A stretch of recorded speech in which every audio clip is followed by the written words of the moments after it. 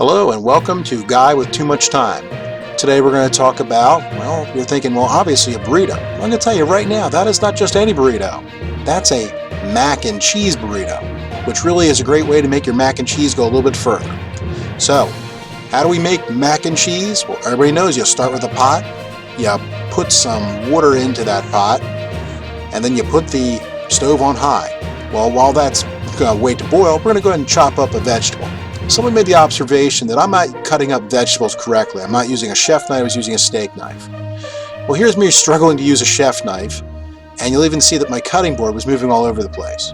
So what I did is I put a wet towel under my cutting board so it wouldn't move. Now I am cutting here correctly, and I'm cutting from the inside of the pepper out, which normally would help you cut better, but my chef knife is super dull. So I think I'm going to go back to cutting with my steak knife. So here we see, well, other troubles that I have is whenever you cut up anything in my house, the second you move away from it, one of your kids sticks an arm in and grabs something to eat it. So in the meantime, well, now our water is boiling. So what do? Well, obviously you're going to go ahead and add your pasta to that water. And in my house, we need to add at least one more box of pasta to that water. Sometimes we go as high as 4, sometimes as few as 1. So I like to give it a little stir after I've poured that pasta in there. Helps prevent it from sticking, make sure it's all just kind of in movement.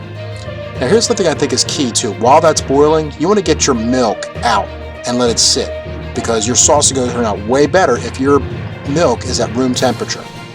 So while that's going, I'm going to go ahead and melt some butter in the skillet, because I'm going to go ahead and saute the vegetables that I just chopped up, which would have been red peppers, green peppers, onions, and anything else I had lying around, but my daughter really just wanted to have red peppers in there, so she won. Now, obviously I'm sauteing these, trying to cut these up into more bite-size pieces, but I also want to make sure they're sort of sauteed and a little soft, just a little bit soft.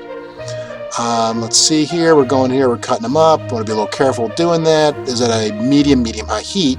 Now I'm going to go ahead and plop in a spoonful or so of salsa. That's going to help make everything a little bit moist and actually flavor everything in there. It's going to flavor each one of those pieces of red pepper to have just a little bit of a salsa flavor, and you actually see kind of what it looks like there. Well, now we can see that the pasta's boiling and ready to be, well, drained. So I'm going to go ahead and drain that.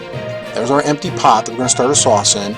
I do things a little different. I like to melt the butter first, and I'm going to pour in my room temperature milk, and I'm going to make sure that that's really good and liquefied and mixed all together before I even think about adding the powdered cheese, which in this case was a powdered cheddar. Cheddar goes with everything, so you're always good to go there. So we mix our sauce up, we get it nice and smooth, no clumps, no clumps, no clumps, no clumps. Then we add our pasta that we drained earlier into our sauce, which should be nice and smooth. And we're going to go ahead and kind of fold that in there, mix that all together, picking from the bottom, raising on top.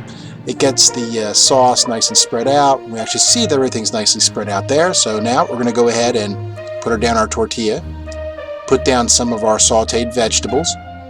Then we're going to go ahead and plop on a little bit of salsa, because, well, it's kind of a Mexican burrito type of thing, and who doesn't love salsa? Next, we're going to go ahead and sprinkle on, believe it or not, some Mexican cheese, which is going to go great with that cheddar cheese sauce. Trust me on this.